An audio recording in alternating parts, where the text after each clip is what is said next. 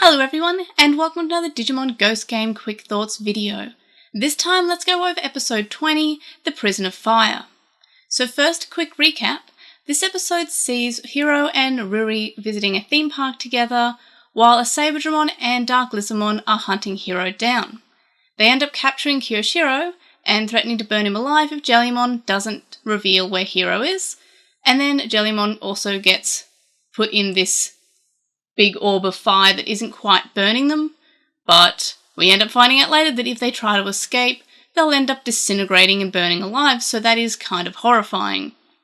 Anyway, so Dark Lizardmon and Saberdramon show up at the theme park and end up capturing Ruri and Angoramon and are demanding Hiro to tell them where Black Talmon is. Hiro reveals that he doesn't know where Black Talmon is, he just kind of shows up sometimes, but they don't believe him and start to attack. Hiro takes them to the digital space, or whatever that's called, where it's like not quite the digital world, it's like an area in between the digital world and the human world, and they continue their fight there. During this fight, Gaomon gets injured and reverts from Gaomon back to Gaomon, and Hiro carries him but ends up tripping over when he's running and carrying him. Hiro with an injured ankle is unable to really run further, so they end up hiding in an empty sort of room. Gaomon says that Hiro should continue hiding and he'll fight, and he runs out and begins to be able to control his evolutions. He wants to be strong, so he changes to Battle Gaomon, and then he wants to be able to fly, and he becomes Chaos Gaomon.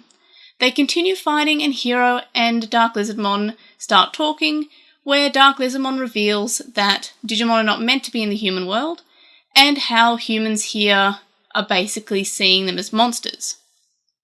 We learn about the start of the episode, which has the human walking out of a burning building and then is disintegrated, and we learn that this is actually because he left this protective fire cocoon that was basically keeping him safe while he walked out of the fire. Dark Lizardmon reveals that the humans ended up blaming them, even though they were trying to save the human, and they basically say that there's no way for a Digimon and human to live together, to coexist. Black Talmon ends up showing up and making another one of those digital gates to the digital world where Saberdramon and Dark Lizardmon are able to take their leave. And Hiro remembers what Bokumon said about them being the bridge between the Digimon and humans in terms of existence. And then the episode ends.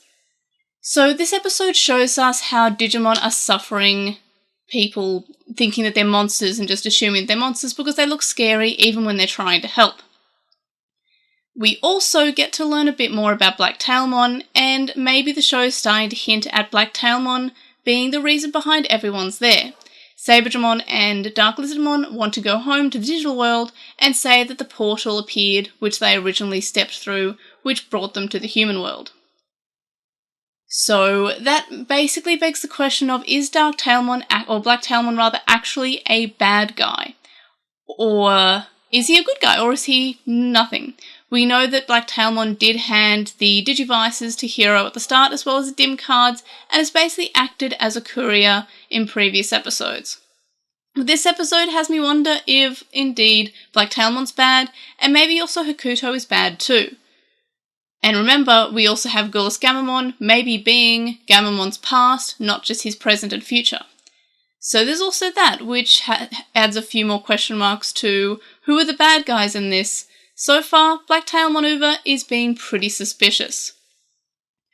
So we also got to see the first 100% confirmed killing of a human.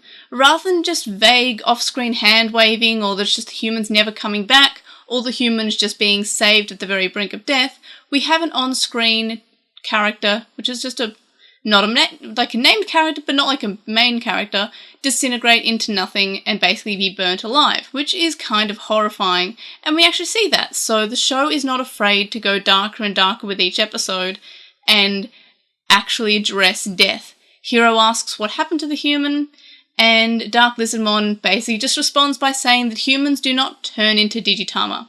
So that's kind of a sad way of saying that the human died. and I hope that Hiro picked up on that, because sometimes I'm not entirely sure. This episode also had Hiro being quite brave when he tries to drive a little go-kart into the Digimon who are attacking as a bit of a distraction. It's a weirdly courageous point, but I really liked it, and it was pretty exciting. This episode also had incredible animation, and the animation of the fire compared to the burning building at the start of the episode is just really a nice touch. It was a pretty episode, it was well animated, and I really appreciated that. Gaomon also, as I mentioned, learned to finally control his evolutions, so that's kind of nice that we got to see that. Though I was kind of surprised that we didn't see another evolution to Gulas Gaomon, but I'm also not too surprised that we didn't. I think they're holding off on that to be more of like a less common thing, but like a terrifying thing that happened in this episode. Despite having an on-screen character death, needed to have a little bit of a, like, it couldn't go too much into the dark.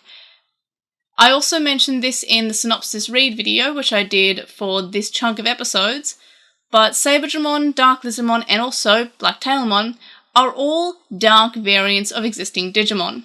We have Saberdramon, who is Birdramon's dark form, we have Dark Lizardmon, and there's just Flame Lizardmon, and of course Dark Talmon, or Black Talmon, which is the dark variant of Talmon.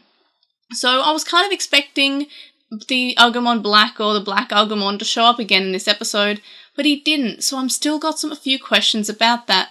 I'm not sure if there's any correlation between the fact that they're all the dark variants of other Digimon, or if it's just a coincidence, but I don't know, I really want to know who that Black Agumon is. Is he working together with Black Talmon? Do they know each other? Are they completely oblivious to the other's existence? I don't know, maybe we'll find out in future episodes, but this one overall makes me a little bit confused about whether or not Black Talmon is actually a bad guy or a good guy, and I guess that's the point of the episode.